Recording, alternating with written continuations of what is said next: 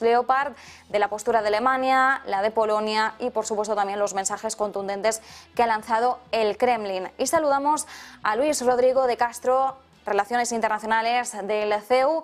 Luis, muy buenas. Buenas tardes, Marta. Bueno, Luis, seguimos vigilando, como decimos, la polémica de los carros de combate de los Leopard. Alemania no ha expresado una decisión definitiva, aunque sí que ha dicho que va a recibir todas las propuestas por parte de otros países que posean Leopards para que ellos puedan realizar esos envíos a Ucrania. Polonia ya ha dicho que ha enviado su solicitud de forma oficial al gobierno de Olaf Scholz para que el canciller alemán pueda dar el visto bueno, pero nos preguntamos en qué situación o finalmente de qué forma se va a resolver esta situación, teniendo en cuenta pues las discrepancias internas que está provocando Alemania entre los países aliados y también incluso dentro de su propio gobierno de coalición.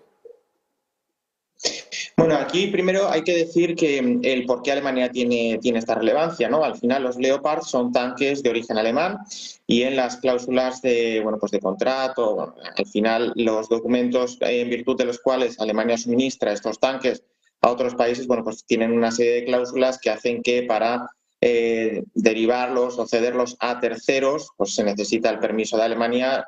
Bueno, pues tiene que ver un poco también con el tema del copyright, un poco proteger la tecnología militar, etcétera. Lo que nos afecta de los Leopard, bueno, lo que ha dicho Borrell hace unas horas, es que no parece ser que Alemania vaya a poner ningún impedimento. Parece ser que la ministra Annalena Baerbock, la ministra de Exteriores alemana, no va a obstaculizar el envío de los Leopard de aquellos países que tengan stock, entre ellos España, pues también tiene un stock de tanques Leopard importante y podría enviarlo. Aquí Polonia se muestra, precisamente, Polonia es de los que más afectados se ve, también la relación histórica de Polonia con Rusia pues hace que al final, cuando tenemos un enemigo en común, ponemos un poco toda la carne en el asador. Polonia está llevando a cabo una acción muy positiva en el sentido de ayuda a Ucrania en todos los aspectos, también en el militar, y el primer ministro Morawiecki se muestra decidido a enviar los tanques Leopard. Yo he llegado a leer que incluso estaba dispuesto a hacerlo sin el consentimiento de Alemania. Esto al final deja un poco a Alemania rezagada respecto a la posición de los socios europeos, porque no hay que olvidar que también hay una serie de acuerdos europeos en los que se insiste en la necesidad de proporcionar a Ucrania armas. Incluso creo que el alto representante llegó a utilizar estos términos literales de Ucrania tiene que ganar esta guerra, no podemos permitir que Rusia salga victoriosa por la trascendencia que puede tener para la Europa de los 27. Más allá de las cuestiones internas del gobierno alemán, hay que recordar que es un gobierno tripartito en el que hay liberales y socialdemócratas, pero también hay verdes, que es el color político de la ministra alemana de Exteriores. Alemania tiene que mostrar una decisión o una posición un poco más decidida, bajo mi punto de vista. En lo económico siempre se ha hablado de la locomotora alemana, pero es que Europa no puede prescindir de Alemania tampoco en política exterior. Tenemos a Francia, que es el único país que tiene un asiento en el Consejo de Seguridad de Naciones Unidas, pero Alemania también es importante de cara al diseño de la política exterior y más en una situación como esta. Por tanto, yo creo que Alemania, en principio, no debería bloquear el envío de tanques Leopard, pero yo creo que sí debería tener un rol más activo en este sentido. Es cierto que se ha pronunciado el Kremlin al respecto. Bueno, realmente se ha pronunciado muy en la misma línea en la que ya lo había estado haciendo en los últimos días, pero asegura que las entregas de tanques Leopard van a afectar a las relaciones a futuro entre Rusia y Alemania. Sé que ha apuntado directamente al país que dirige en estos momentos el canciller Olaf Scholz, pero también ha hablado de una guerra híbrida en Ucrania, de que la expansión de la OTAN en estos términos bélicos de los que estamos hablando y la guerra híbrida en Ucrania amenazan la propia seguridad militar de Rusia. Han sido las palabras del portavoz del Kremlin, de Dmitry Peskov. ¿En qué contexto tenemos que marcar todo esto? Es decir, estas últimas palabras de Rusia. Bueno, pues aquí hay siempre una clave, ¿no? Y es lo que se ha venido llamando el extranjero cercano y el extranjero lejano. Un poco resumiendo, porque no tenemos mucho tiempo, el extranjero cercano vendrían a ser todos aquellos países, hoy repúblicas independientes, pero que hasta los años 90, hasta la disolución de la Unión Soviética, fueron parte de la Unión Soviética, ¿no? Entonces, desde el Kremlin se considera que en aquellas repúblicas que hoy son repúblicas independientes, insisto, con papel internacional reconocido, sujetos de pleno derecho, y en ellos se incluye a Ucrania. Bueno, pues Rusia en esta serie de repúblicas siempre se ha conservado un papel como de protector, ¿no? Hay mucha minoría rusa y por parte de Moscú siempre se ha intentado jugar ese papel de protector de las minorías rusas en estos países que, insisto, pues hay que diferenciar: el extranjero cercano, pues Ucrania, Bielorrusia, todas las repúblicas del centro de Asia, y el extranjero lejano, que sería el resto del mundo.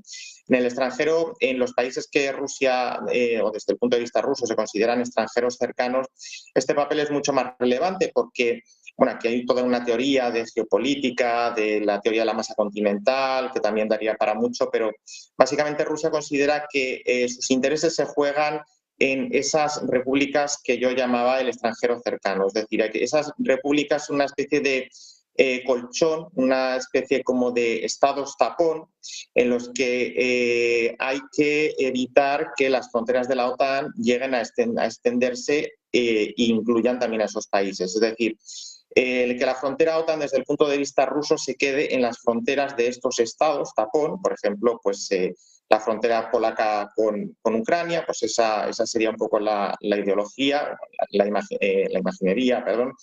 Pero no más allá. Es decir, para Rusia es una amenaza potencial compartir fronteras con la OTAN. Lo hemos visto cuando a principios del siglo actual se unieron pues todos los países del antiguo bloque soviético a la Unión Europea. Antes también alguno lo había hecho a la OTAN. Es decir, un poco como que eso no gustó mucho, pero lo acabó teniendo que tragar, si se me permite la expresión. Pero ahora lo que no está dispuesta es a tener que compartir frontera, y que algunos de estos estados que, insisto, se basan en la teoría del extranjero cercano, el extranjero lejano, que todas estas repúblicas que en su día fueron territorios soviéticos, repúblicas de la Unión Soviética, acaban pasando y acaben basculando al bloque OTAN desde un punto de vista activo. Insisto, todo lo que sea para Rusia compartir frontera con la OTAN y que estos países cambien de bando, por así decirlo, es una amenaza, o lo va a entender como una amenaza potencial a su seguridad e incluso a su integridad territorial. Cuestión respecto a las tensiones entre Suecia, Turquía, el proceso de adhesión a la OTAN por parte de Suecia y Finlandia, porque ha habido bastantes mensajes. Ayer Tayyip Erdogan decía directamente a Suecia que no esperara recibir el visto bueno por parte de Turquía para la adhesión de la OTAN, después de las revueltas que ha habido este fin de semana, protestas que culminaron con la quema del Corán en Suecia. Erdogan respondía, por tanto, de forma tajante, y Finlandia se ha quedado un poco en el aire, porque claro, este proceso de adhesión a la alianza era de forma conjunta entre Suecia y Finlandia, y hemos tenido mensajes contradictorios por parte de distintos ministros finlandeses. Uno diciendo que quizás Finlandia tendría que plantearse la adhesión por separado, es decir, al margen de Suecia. El ministro de Defensa, sin embargo, ha dicho, bueno, hemos iniciado este proceso de forma conjunta, deberíamos seguir adelante de esta forma. La cuestión es en qué posición se queda ahora Finlandia y cómo podría, por tanto, resolverse esta situación. Bueno, aquí es lo que decías, ¿no? Suecia y Finlandia presentaron la candidatura conjunta. El problema o el veto, recordemos que para entrar de pleno derecho a la Alianza Atlántica se necesita la unanimidad, es decir, que todos los miembros actuales den su sí. A día de hoy, además de Turquía, Hungría tampoco la ha dado, con lo cual no es solo Turquía el que está en el aire, pero en base a eso, Suecia ahora mismo tiene bloqueada la adhesión por todo esto que tú has comentado, ¿no? Yo creo, y al final, bueno, pues cuando hay un grupo, pero siempre hay un líder, aquí hay que ver o hay que ir a la fuente un poco más directa, más solvente, que es la primera ministra, Sanna Marin. Yo lo que he leído de sus declaraciones y un poco lo que se infiere de su planificación estratégica, podemos decir, es que si bien el objetivo era culminar este proceso juntos, es decir, Suecia y Finlandia uniéndose juntos, puesto que su solicitud de adhesión la presentaron juntos, ese, según ha dicho la jefa del Ejecutivo, es el objetivo fundamental, pero no descartan de si a largo plazo, porque también hay que andar un poco con la prudencia de ver la posición de Erdogan, si se mantiene a medio plazo o incluso a largo plazo, o si es un poco flor de un día, ¿no?, por así decirlo. En caso de que se extendiera el veto turco a Suecia en un plazo de tiempo medio largo, yo creo que Finlandia tendría todas las posibilidades de plantearse a iniciar la andadura por separado y andar el camino hacia la membresía plena de la OTAN por separado de Suecia, puesto que al final se está viendo perjudicada por un veto que no va directamente contra Finlandia, es decir, el país no tiene ningún problema, ni siquiera estamos hablando de la quema del Corán, ¿no? Yo personalmente creo que un texto religioso, independientemente de que se sea creyente o no, bueno, pues hay que tener en cuenta las sensibilidades de las personas que sí creen y que sí que entienden que ese libro tiene una inspiración con una trascendencia particular, ¿no? Pero más allá de todas estas cuestiones, también tenemos que tener en cuenta el papel el apoyo de Suecia al Kurdistán, a los exiliados kurdos, es decir, que no hay que quedarse solo con el tema del Corán, sino también a todo ese trasfondo político que para Turquía es capital, sobre todo en el movimiento independentista kurdo. Finlandia este tipo de problemas, como decía, no los tiene, entonces posiblemente lo más inteligente para Finlandia de persistir el veto sería plantearse la andadura en solitario, puesto que a día de hoy no parece que ninguno de los 30 miembros actuales de la OTAN tenga una motivación real de imponer un veto a Finlandia, cosa que no está pasando con Suecia, como hemos visto. Bueno, pues nos quedamos con ese análisis. Como decías, quizás Finlandia, para ella lo que les saldría mucho más favorable sería plantearse su andadura en solitario. Veremos hasta qué punto esto se resuelve de esta forma o finalmente optan por esa cara mucho más afable, como indicaba el ministro de Defensa, de seguir adelante con la propuesta conjunta como en un principio. Luis Rodrigo de Castro, como siempre, muchísimas gracias, un placer. A ti, Marta, buenas tardes.